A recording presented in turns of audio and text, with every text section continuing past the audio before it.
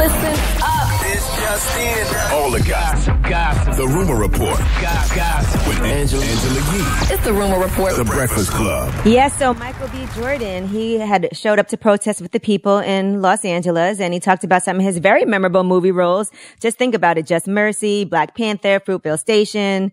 And he discusses his role in Just Mercy. He said, I learned his tactics. I learned his mentality. And then he goes on to talk about the ways in which his own production team prioritizes inclusion. Here's what he had to say. We're in the heart of Hollywood right now. The world's one of the world's most powerful industries, and I'm an active member of that.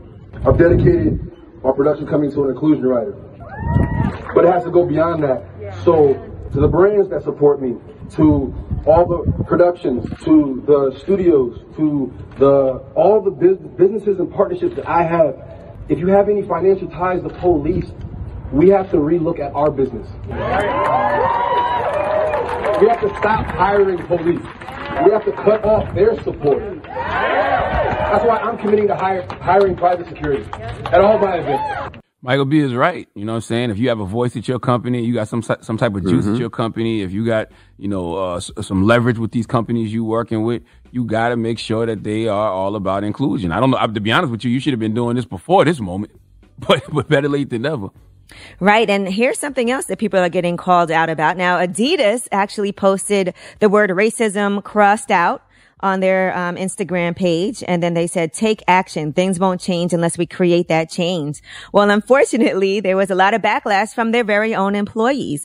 Now, one person, Julia Bond, who's Black and works as an assistant designer at Adidas, sent out a letter to Adidas's leadership that she shared. And she said that Adidas's response is shameful. And she said they have consistent complacency in taking active steps against a racist work environment. Apparently, there's a lot of conversations from employees about things that are going on in their workplace, a lot of complaints that are often disregarded, and a lot of frustration. She said, crossing out the word racism does not negate its reality. Rather, it makes you feel comfortable knowing that it's gone. Unless you are actively working and instilling practices against it, you uphold the very thing you claim to admonish. So she called on Adidas to issue a public apology for the racism and discrimination they have openly enabled and perpetuated across the brand. So that's right. Apparently, a lot of people have been talking about it there. Mm-hmm.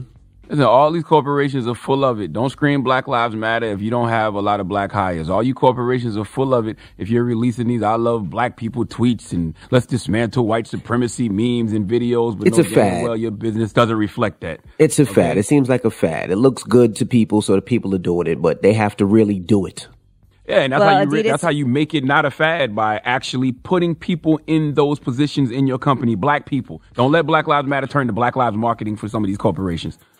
Well, an Adidas spokesperson is now saying they're going to have an all-employee meeting this week to discuss the topic and share an action plan. Oh, God. They said, we recognize that we have not done enough and we are dedicated to doing more. We are close to finalizing our commitments to ensure our people, most importantly, our black employees, are heard, supported, and involved in solutions. The action plan is simple. Hire more black people. How many black people work at your place of business? How many black people have senior roles in your company? How many black people on your board? What does your black representation look like? Is Kanye West on the board at Adidas? He should be. He's got $1 billion company that he built over there with Yeezy. He gave him a lot of cultural relevance over the last few years. Is Kanye West on the board at Adidas? I don't know. I feel like if black people make up 13% of the population, we should have 13% representation in all industries via equity, ownership, or involvement. Do you have black people at your company who are outperforming the white people, but the white people still make more money than the black people? Why is that? Huh? Let's talk about it if we're going to talk about it.